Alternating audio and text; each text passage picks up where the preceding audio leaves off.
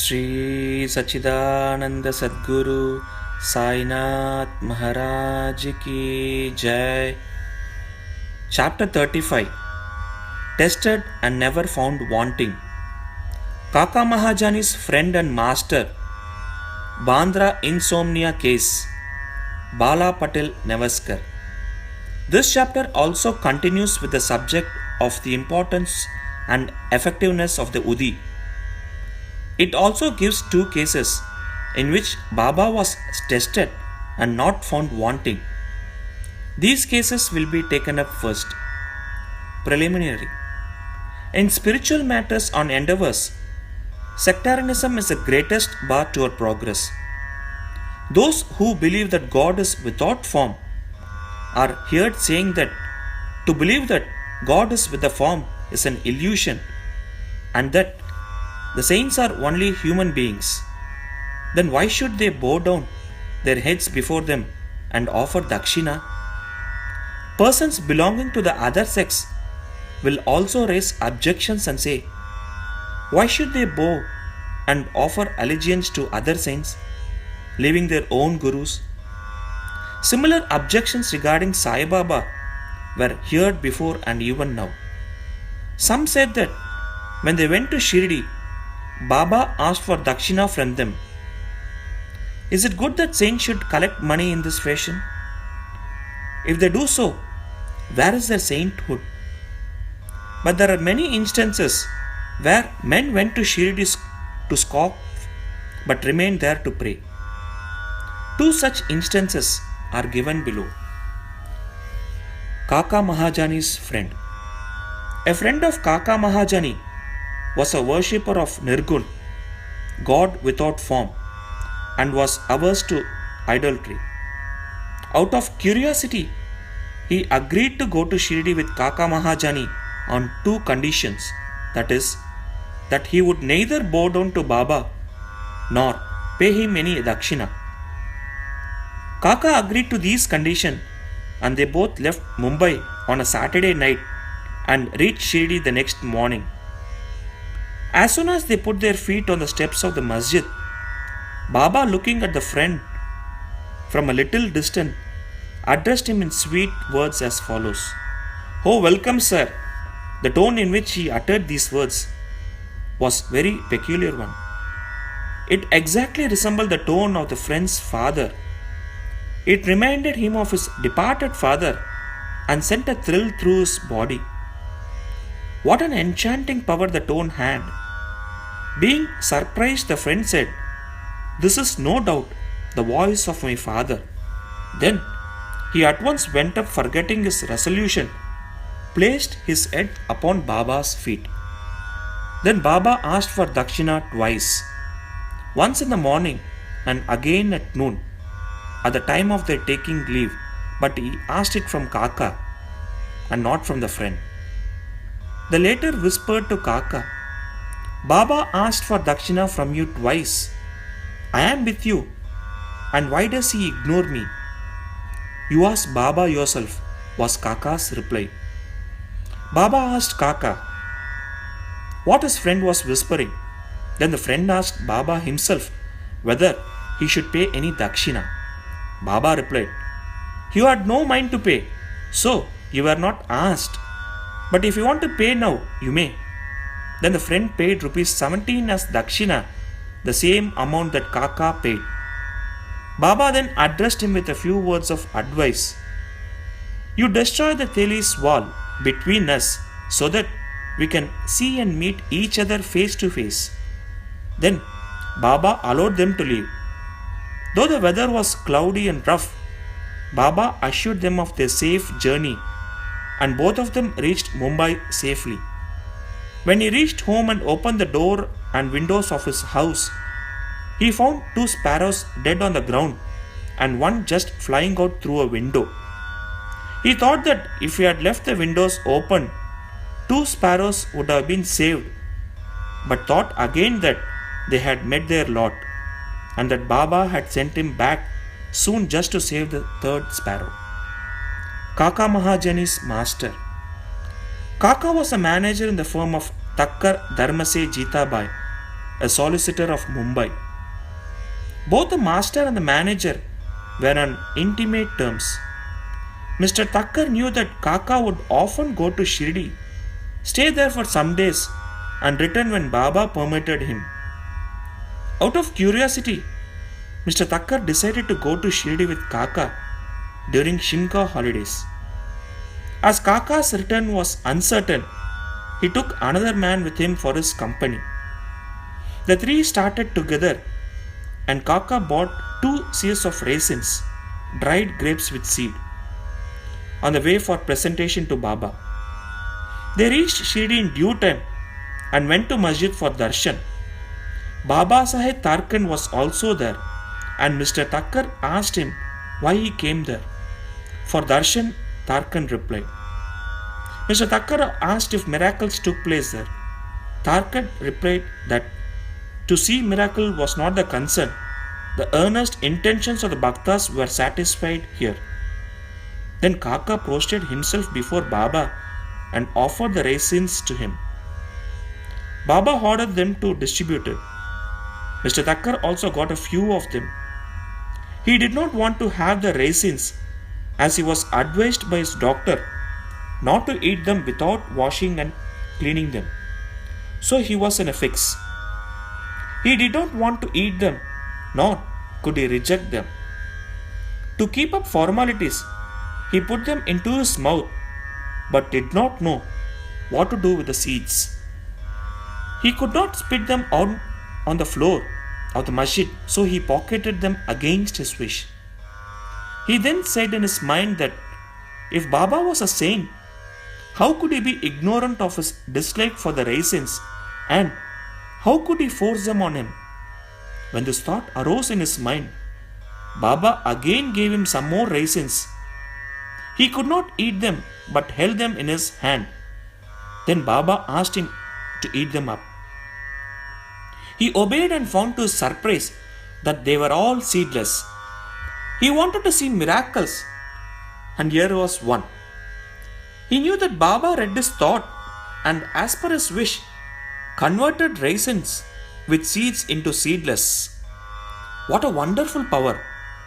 Again, to test further, he asked Tarkat, who was sitting by and who also got some raisins, "What kind of grapes you got?" He replied, "The variety with seeds." Mr. Thakkar was still more surprised to hear this. Then, to confirm his faith further, Thakkar thought in his mind that if Baba was a real saint, the raisin should be now given to Kaka first. Reading this thought also, Baba ordered that distribution should be commenced from Kaka. These proofs were sufficient for Thakkar. Then Chama introduced Mr. Thakkar as the master of Kaka, upon which Baba said, "How could he be his master? He has got a different master altogether." Kaka appreciated this reply.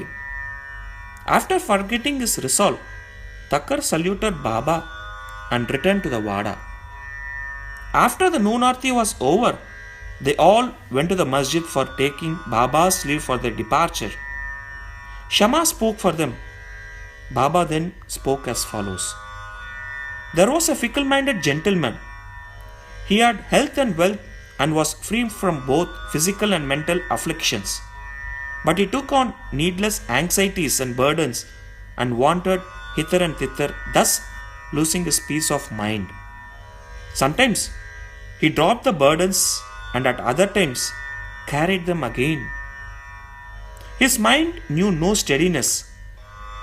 On seeing his state, I took pity on him and said, "Now keep up your faith on one place you like. Why roam like this?" Thakkar at once understood that this was an exact description of himself.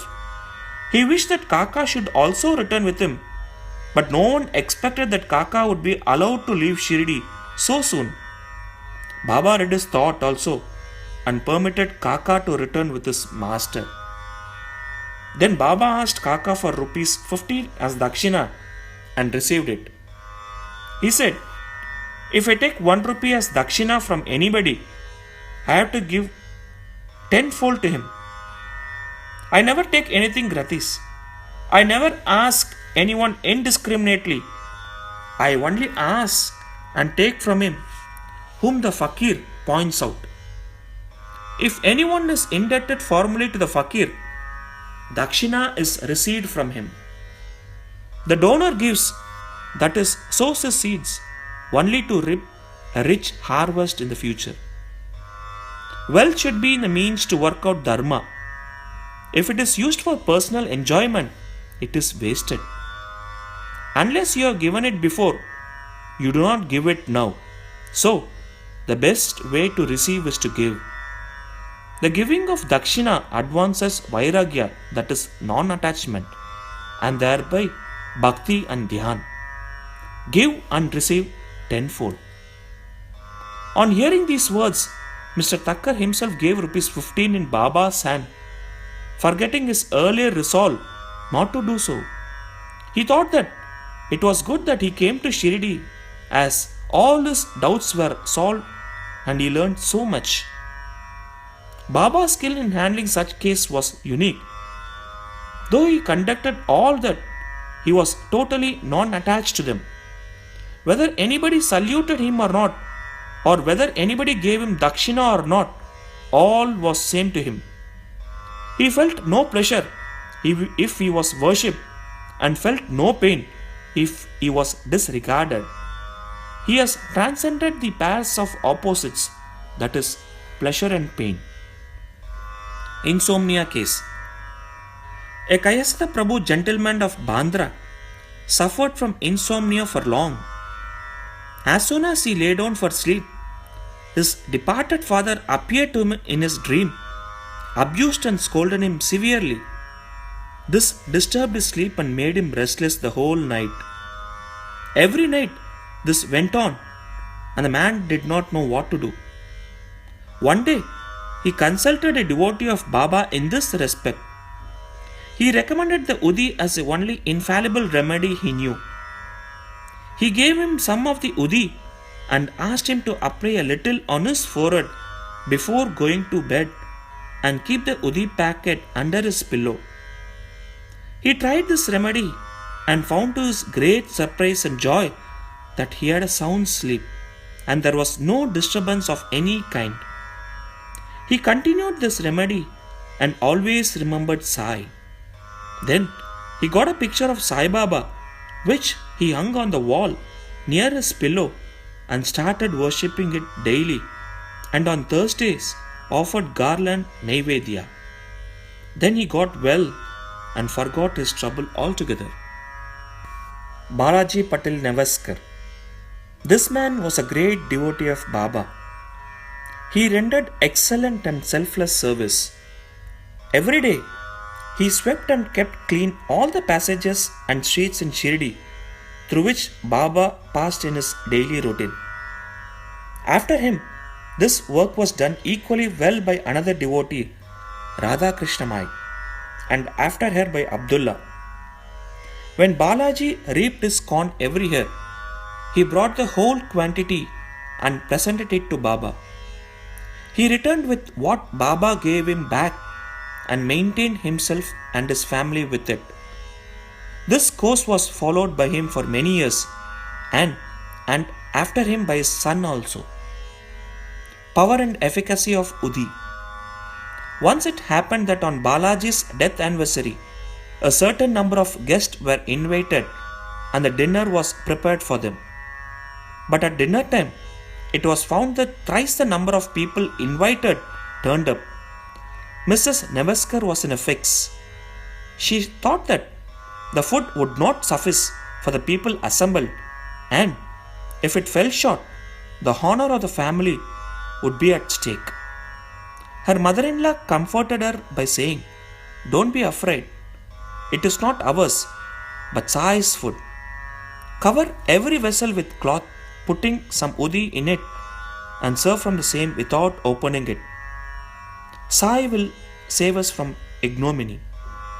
She did as she was advised, and it was found to their surprise and joy that not only did the food suffice for all, but plenty of it remained after serving. As one feels intently, so he realizes accordingly, was proved in this case. Sai appearing as serpent. Once Raghu Patil of Shirdi went to Balaji Patil at Nevas. That evening, he found that a serpent entered the cowshed hissing. All the cattle were afraid and became restless. The inmates of the house were frightened, but Balaji thought that it was Sai who appeared in his house as serpent. Without being afraid in the least, he brought a cup of milk and placing it before the serpent said, Baba, why do you hiss like this? Do you want to frighten us? Take this cup of milk and drink it with calm mind. Saying this, he sat down close by. The other members were frightened and did not know what to do. In a short time, the serpent disappeared of its own and nobody knew where it went. It was not found, though a thorough search was made in the cowshed. Balaji had 2 wives and some children. They sometimes went to Shirdi from Nevas for taking Baba's darshan. Then Baba brought saris and other clothes which were given to them with his blessings. Bow to Sri Sai, peace be to all. Shri Sachidananda Sadguru Sainath Maharaj Ki Jai.